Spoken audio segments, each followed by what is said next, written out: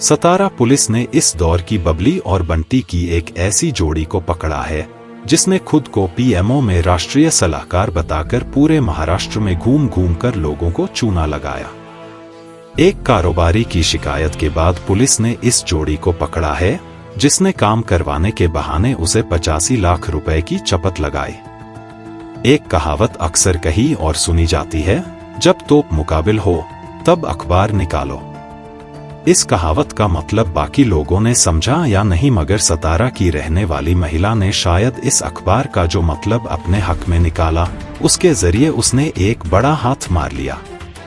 उस पुरानी खबर को उस लेडी ने इस तरह इस्तेमाल किया कि पुणे का एक कारोबारी बिजनेसमैन उसके झांसे में आ गया और अपने लाखों रुपए गवा बैठा। पुरानी खबर का बड़ा असर। साल 2017 के दिसंबर महीने में महाराष्ट्र के ज्यादातर अखबारों में एक खबर छपी थी जिसमें कहा गया था कि प्रधानमंत्री कार्यालय यानी पीएमओ ने महाराष्ट्र के सतारा की एक युवा महिला को अपना राष्ट्रीय सलाहकार मनोनीत किया है और वो महिला अब सीधे प्रधानमंत्री नरेंद्र मोदी से बात करके उनके साथ सलाह मशविरा कर सकती है।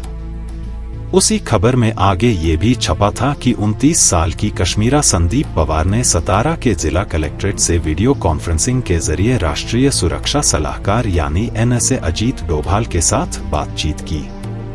इसके अलावा कश्मीरा ने पीएमओ के कई बड़े ब्यूरोक्रेट के साथ भी संवाद किया। बस मीडिया की इसी खबर को कश्मीरा ने अपना हथियार बना लिया, जिसके जरिए उसने प्रधानमंत्री कार्यालय यानी पीएमओ के नाम पर फरेब का ऐसा कांड किया जिसने एक बार फिर सनसनी फैला दी। याद आ गया फरेबी किरण पटेल।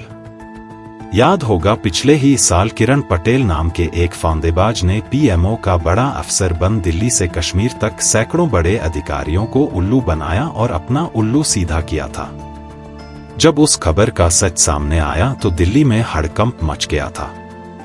ठीक ऐसा ही एक और किस्सा अब की बार महाराष्ट्र के पुणे से सामने आया, लेकिन इस बार झांसा देने वाली एक महिला है जिसने अपनी कॉन्फिडेंट और चाशनी लिपटी बातों से एक कारोबारी पर ऐसा असर डाला कि वो बैठे बिठाए लाखों से ज्यादा की रकम गवा बैठा। फरेब का ये खेल महाराष्ट्र के पुणे में खेला गया। ठगी के धंधे का साथी। पुणे से बिल्डिंग मटेरियल की सप्लाई का काम करने वाले एक कारोबारी गोरख मराल ने बंड गार्डन पुलिस स्टेशन पर एक नामजद रिपोर्ट दर्ज करवाई। इल्जाम था कि कश्मीरा संदीप पवार नाम की महिला ने अपनी पुरानी जान पहचान और हैसियत का हवाला देने के साथ अपनी पहुंच का रुआब दिखाकर उसे ठग लिया।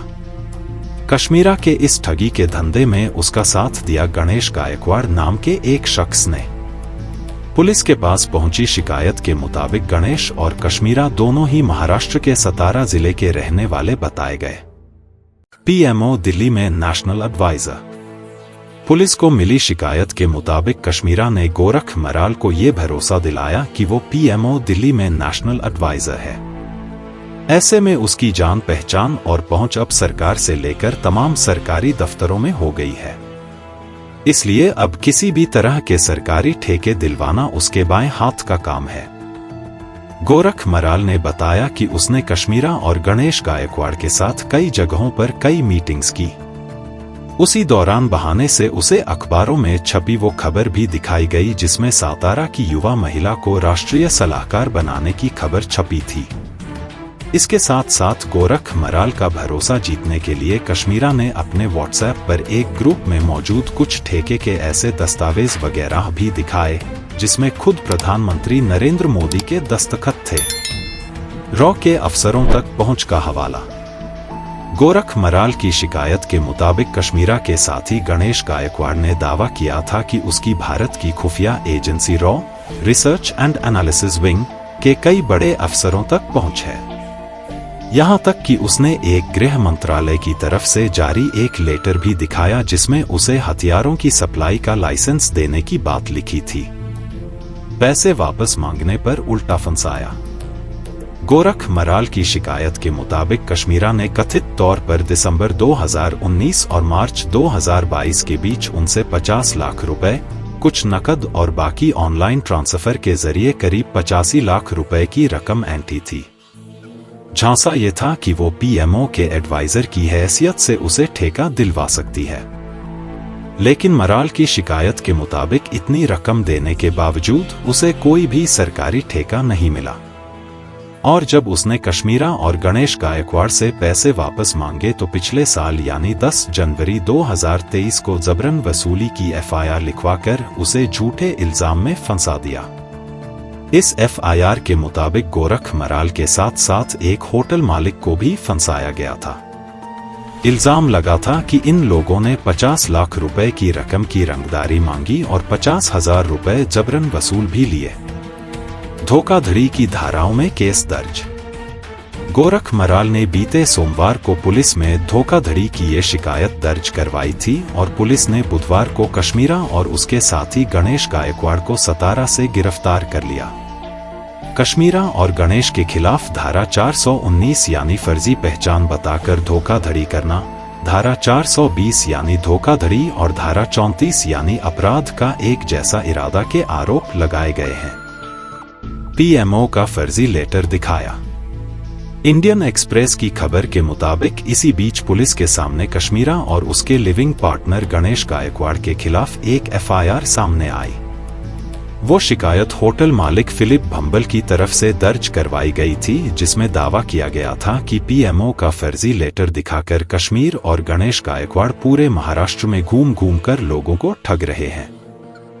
ये शिकायत दिसंबर 2022 में ही दर्ज करवाई गई थी।